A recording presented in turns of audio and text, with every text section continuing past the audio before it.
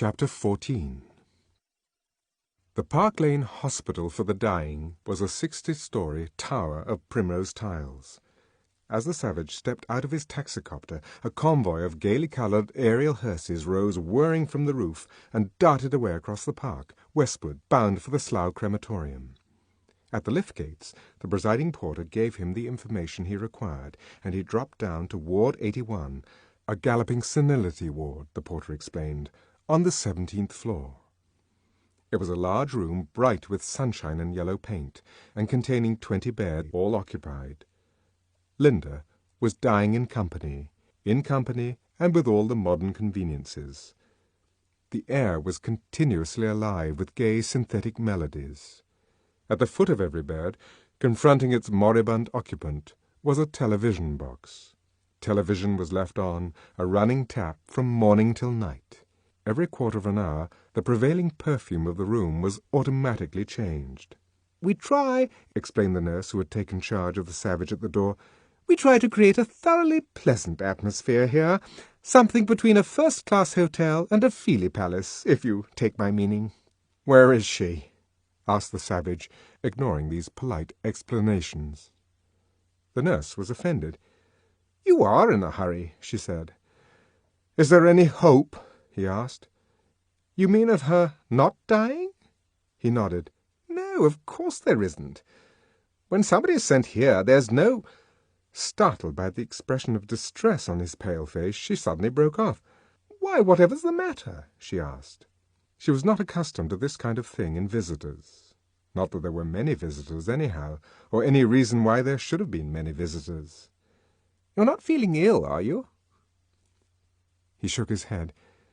"She's my mother," he said in a scarcely audible voice. The nurse glanced at him with startled, horrified eyes, then quickly looked away. From throat to temple she was all one hot blush. "Take me to her," said the savage, making an effort to speak in an ordinary tone. Still blushing, she led the way down the ward. Faces still fresh and unwithered, for senility galloped so hard that it had no time to age the cheeks, only the heart and brain, turned as they passed. Their progress was followed by the blank, incurious eyes of second infancy. The savage shuddered as he looked. Linda was lying in the last of the long rows of beds, next to the wall. Propped up on pillows, she was watching the semi-finals of the South American Riemann Surface Tennis Championship, which were being played in silent and diminished reproduction on the screen of the television box at the foot of the bed. Hither and thither across the square of illumined glass, the little figures noiselessly darted like fish in an aquarium, the silent but agitated inhabitants of another world. Linda looked on, vaguely and uncomprehendingly smiling. Her pale, bloated face wore an expression of imbecile happiness. Every now and then her eyelids closed, and for a few seconds she seemed to be dozing. Then, with a little start, she would wake up again, wake up to the aquarium antics of the tennis champions, to the Supervox Wurlitzeriana rendering of "Hug me till you drug me, honey," to the warm draught of verbena that came blowing through the ventilator above her head, would wake to these things, or rather to a dream of which these things, transformed and embellished by the soma in her blood, were the marvellous constituents, and smile once more her broken and discoloured smile of infantile contentment. "Well, I must go," said the nurse. "I've got my batch of children coming.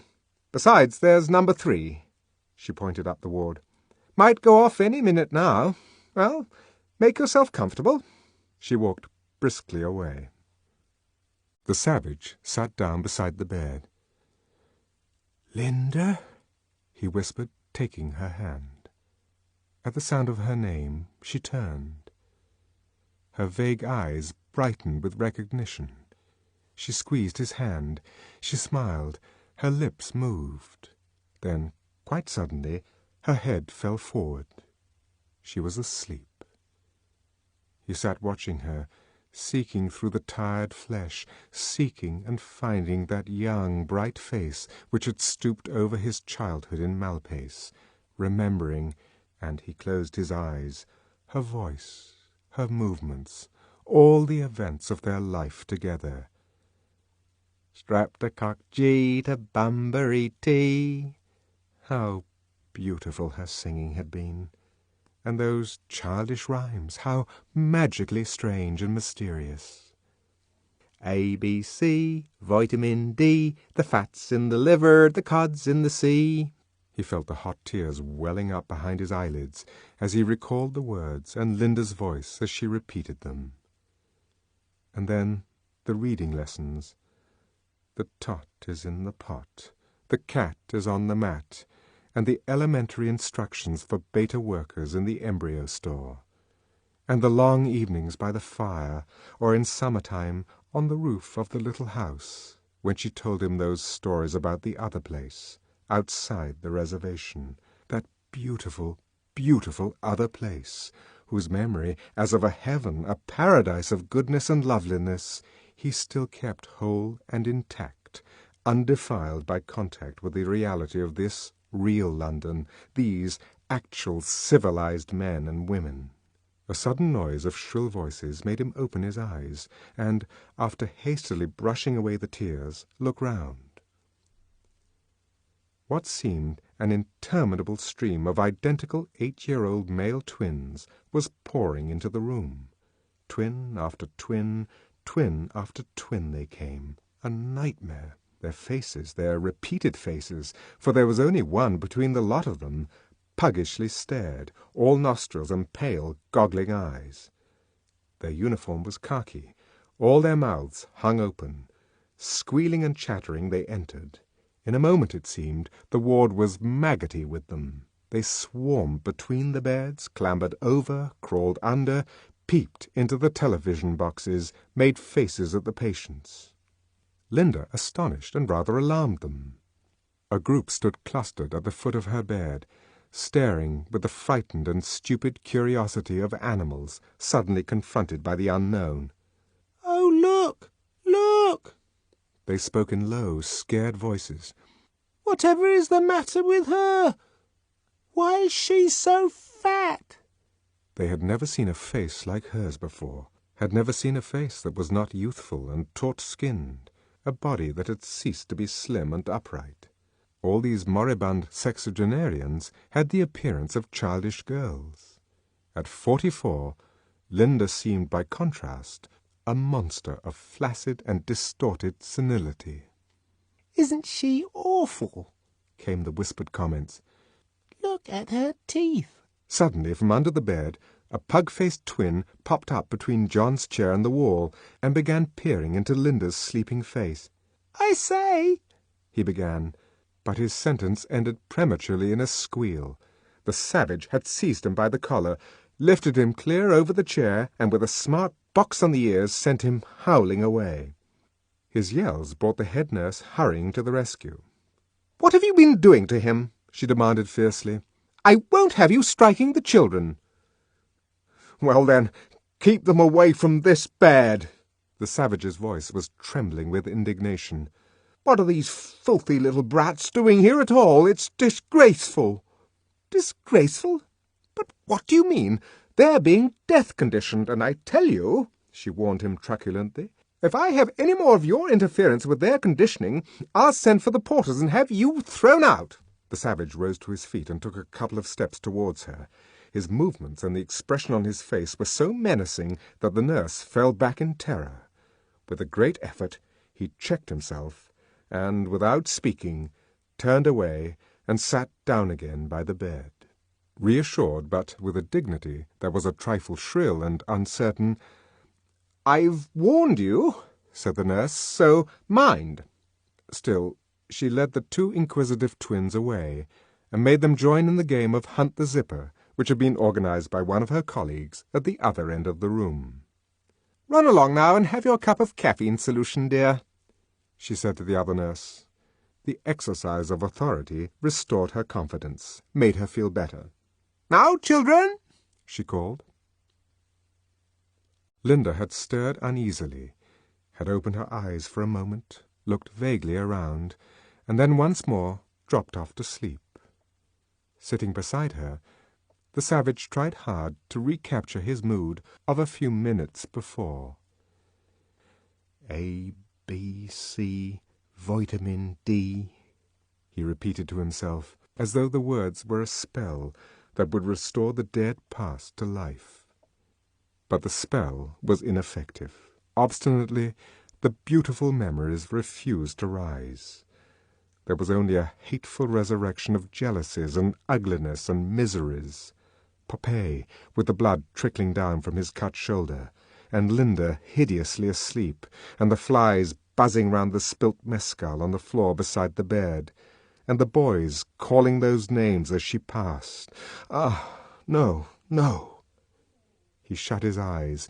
He shook his head in strenuous denial of these memories. A, B, C, vitamin D. He tried to think of those times when he sat on her knees, and she put her arms about him and sang over and over again, rocking him to sleep. A, B, C, vitamin D, vitamin D, vitamin D. The Supervox Wurlitzeriana had risen to a sobbing crescendo, and suddenly the verbena gave place, in the scent-circulating system, to an intense patchouli. Linda stirred, woke up, stared for a few seconds bewilderedly at the semi-finalists, then, lifting her face, sniffed once or twice at the newly perfumed air, and suddenly smiled, a smile of childish ecstasy. "Popeye," she murmured, and closed her eyes. "Oh, I do so like it. I do." She sighed, and let herself sink back into the pillows. "But, Linda," the savage spoke imploringly, "don't you know me?" He had tried so hard, had done his very best. Why wouldn't she allow him to forget? He squeezed her limp hand almost with violence, as though he would force her to come back from this dream of ignoble pleasures, from these base and hateful memories, back into the present, back into reality, the appalling present, the awful reality, but sublime, but significant, but desperately important precisely because of the imminence of that which made them so fearful. "Don't you know me, Linda?" He felt the faint answering pressure of her hand. The tears started into his eyes. He bent over her and kissed her. Her lips moved. "Popeye," she whispered again. And it was as though he had a pailful of ordure thrown in his face. Anger suddenly boiled up in him. Balked for the second time, the passion of his grief had found another outlet, was transformed into a passion of agonized rage. "But I'm John!" he shouted. "I'm John!" And in his furious misery he actually caught her by the shoulder and shook her. Linda's eyes fluttered open. She saw him, knew him. "John!" But situated the real face, the real and violent hands, in an imaginary world, among the inward and private equivalents of patchouli and the Super-Wurlitzer, among the transfigured memories and the strangely transposed sensations that constituted the universe of her dream. She knew him for John, her son, but fancied him an intruder into that paradisal Malpace where she had been spending her summer holiday with Popeye. He was angry because she liked Popeye. He was shaking her because Popeye was there in the bed, as though there was something wrong, as though all civilized people didn't do the same. "Everyone belongs to every—" Her voice suddenly died into an almost inaudible, breathless croaking. Her mouth fell open. She made a desperate effort to fill her lungs with air, but it was as though she had forgotten how to breathe. She tried to cry out, but no sound came. Only the terror of her staring eyes revealed what she was suffering. Her hands went to her throat, then clawed at the air she could no longer breathe, the air that for her had ceased to exist. The savage was on his feet, bent over her. "What is it, Linda? What is it?" His voice was imploring. It was as though he were begging to be reassured. The look she gave him was charged with an unspeakable terror, and, it seemed to him, reproach. She tried to raise herself in bed, but fell back on the pillows. Her face was horribly distorted, her lips blue. The savage turned and ran up the ward. "Quick! Quick!" he shouted. "Quick!" Standing in the centre of a ring of zipper-hunting twins, the head nurse looked round. The first moment's astonishment gave place almost instantly to disapproval. "Don't shout! Think of the little ones," she said, frowning. "You might decondition. But what are you doing?" He had broken through the ring. "Be careful!" A child was yelling. "Quick! Quick!" He caught her by the sleeve, dragged her after him. "Quick! Something's happened! I've killed her!" By the time they were back at the end of the ward, Linda was dead.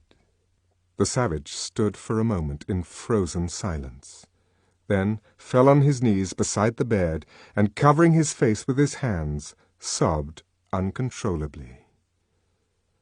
The nurse stood irresolute, looking now at the kneeling figure by the bed, the scandalous exhibition, and now, poor children, at the twins who had stopped their hunting of the zipper and were staring from the other end of the ward, staring with all their eyes and nostrils at the shocking scene that was being enacted around bed 20. Should she speak to him? Try to bring him back to a sense of decency? Remind him of where he was? Of what fatal mischief he might do to these poor innocents? Undoing all their wholesome death conditioning with this disgusting outcry, as though death were something terrible, as though anyone mattered as much as all that. It might give them the most disastrous ideas about the subject, might upset them into reacting in the entirely wrong, the utterly antisocial way. She stepped forward. She touched him on the shoulder. "Can't you behave?" she said in a low, angry voice. But, looking round, she saw that half a dozen twins were already on their feet and advancing down the ward. The circle was disintegrating. In another moment, no, the risk was too great. The whole group might be put back 6 or 7 months in its conditioning. She hurried back towards her menaced charges. "Now, who wants a chocolate eclair?" she asked in a loud, cheerful tone. "Me!"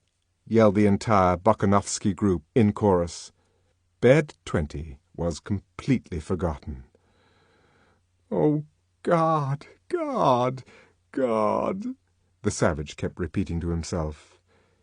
In the chaos of grief and remorse that filled his mind, it was the one articulate word. "God!" he whispered it aloud. "God!" "Whatever is he saying?" said a voice, very near, distinct, and shrill through the warblings of the Super Wurlitzer. The savage violently started, and, uncovering his face, looked round. 5 khaki twins, each with the stump of a long eclair in his right hand, and their identical faces variously smeared with liquid chocolate, were standing in a row, puggily goggling at him. They met his eyes and simultaneously grinned. One of them pointed with his eclair butt. "Is she dead?" he asked. The savage stared at them for a moment in silence. Then, in silence, he rose to his feet. In silence, slowly walked towards the door. "Is she dead?" repeated the inquisitive twin, trotting at his side. The savage looked down at him, and, still without speaking, pushed him away. The twin fell on the floor and at once began to howl. The savage did not even look round. Chapter 15